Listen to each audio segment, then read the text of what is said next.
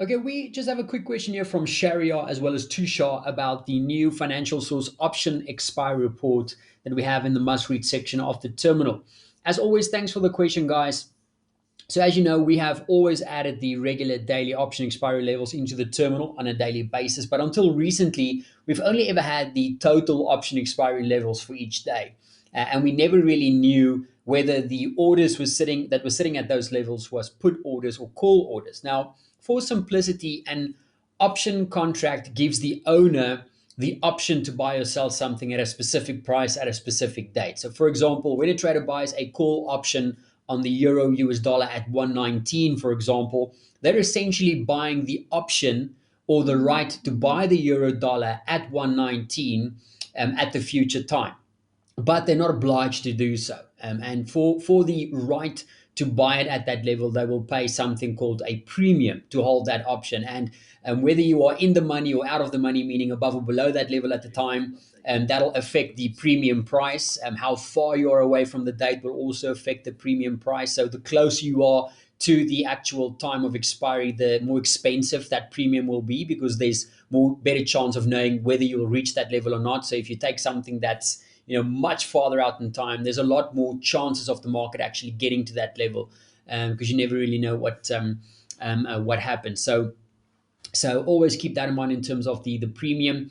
And then you also get a put option. So when a trader buys a put option on the euro dollar at 119, they're basically buying the option once again to sell the euro dollar at 119, but they're not obliged to do so at the expiry time. And the traders that buys that once again, that buys that put option, will pay a premium to hold that position. Now, it is important to remember that the buyer of a call or a put option is not obliged, as we say, to buy or sell at that price at that date.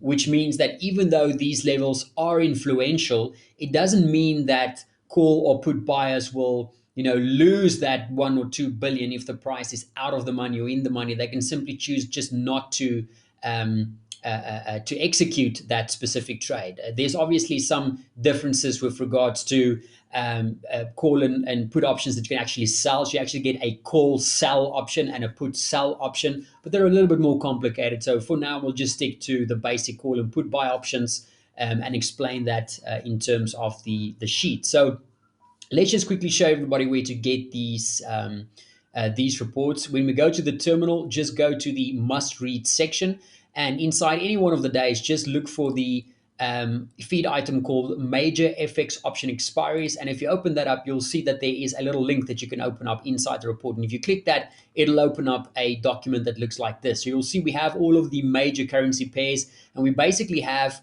a couple or the current day's option expiry levels marked out for you. Now, apart from just having the levels and the total that most people will give you, we can now also tell you exactly what that order is made up of. So at the 112, for example, in today's session at the euro dollar, we have 1.2 billion rolling off. 500 million of that is call options, and 700 of that is put options.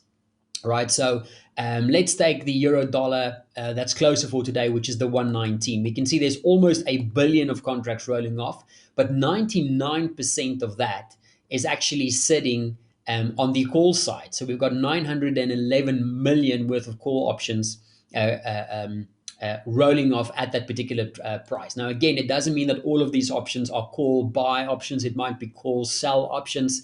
That the only thing that you can take away from that is that it doesn't mean that all of that is lost if the price doesn't trade above that, right? So you can choose not to execute the order and basically just pay the premium instead of buying at that particular price, or selling at that particular price if it's a put, for example. So using this in a very simple way, is just to think of these big expiry levels as magnets that the price might gravitate towards or reject from, or bounce from in a particular session. A great example was actually last week when we had the RBNZ meeting coming up.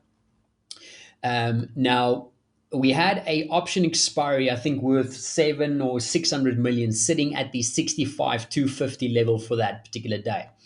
So that was a key area where we could have expected some reaction from the market, and that spike to the downside stopped right to the pip on that option expiry level, and that's where the market had its little bounce to the upside from.